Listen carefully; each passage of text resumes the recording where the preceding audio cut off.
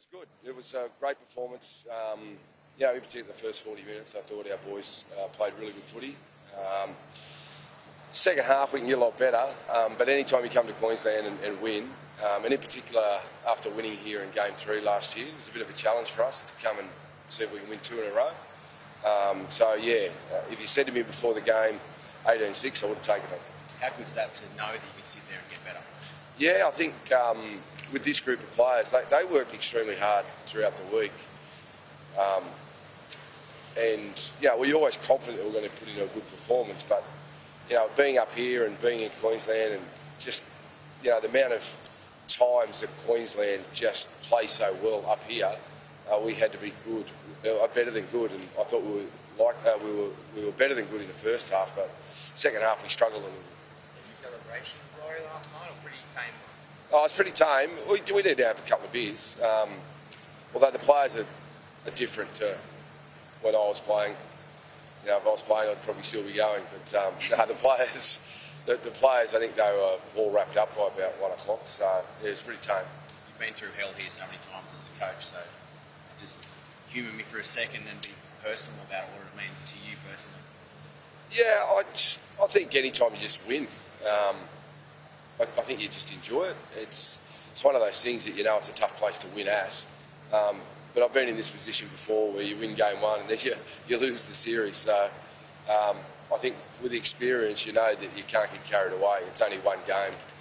You saw what happened last year in game 1. Queensland won, and then New South Wales were able to flip it around. So there's always things that change at origin level. So we're just got to be ready for whatever comes. Is that his best origin game? Oh, don't know whether his best origin game, but certainly off the preparation he had, he was very good. He was in doubt, up until the Tuesday, and then Tuesday we didn't really do a lot. For a big man to be able to play the minutes and play the way he did was pretty special. I also thought the 2 wingers as well.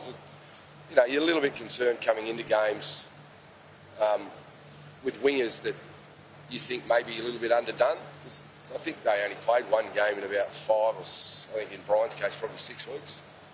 But the amount of work they got through was incredible, and they just put in for their team.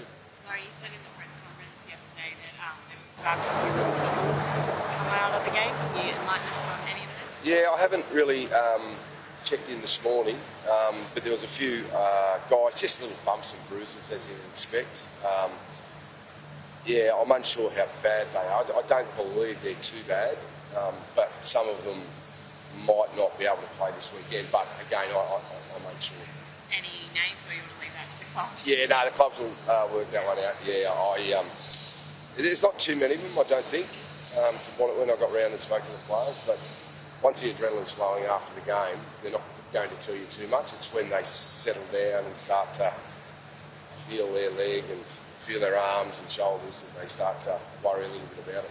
Imagine after a game like that you wouldn't be looking to change too much in the side unless there are injuries? Yeah, that'd be correct to think like that. I think this team can get better, and you'd love to go into game 2 with the same group. But there's still 2 games, I think, 2 games of footy to get through this weekend and next weekend. And if they come through injury-free, then you'd probably expect the team to be the same. You speak to Max King. He was a shock selection for many of us as a debutant. His impact off the bench, how do you rate him? I thought he was sensational. Yeah, I think Max brings to a team what a lot of people don't notice, and they're all the little things that you talk about that makes an origin player. His ability to compete, his line speed in defence, the way that he gets up off the ground and shows urgency to get back in the defensive line, the way he chases, chases if a line break's been made. He's a terrier. He's not the most skillful player, but what he's got an engine, and he gives to his teammates, and he's selfless. And when you play origin football, you got to be selfless because you're playing for your state, you're not playing for yourself. I know you're incredibly humble, Laurie, but is it fair to say you've got Queensland rattled? No. As I said, I've been in this situation plenty of times. I've got the greatest respect for Billy, and Billy's a wonderful player, and Billy, I know what he'd be doing. He'd be planning and sitting back and we get comfortable at all, then Queensland will beat us. So that's the challenge for us, is not be comfortable, be uncomfortable, and make sure we're better when we come into the next game. You don't have much trash talk, do you? No, I'm not a trash talker. Just Stephen Crichton too, with his effort and obviously getting close to put out, at least what we believe, for him to put through enough game he did. Yeah, he was the one that we sort of thought might have been in some doubt, but yeah, he woke up the other morning and what did he say? He said he was mad, so they tell me that being mad is ready to go.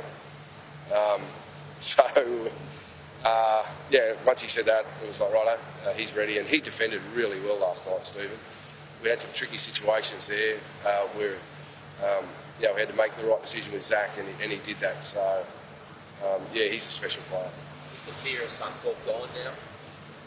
Oh, I think every time you come up here, it's always tough. I think Queensland will be a bit like us. There would be parts of their game that they really enjoyed. There'd be other parts that they'd be disappointed in. But yeah, no, anytime you come here, it's always a battle. Right. Thanks, guys. Thank you. Cheers.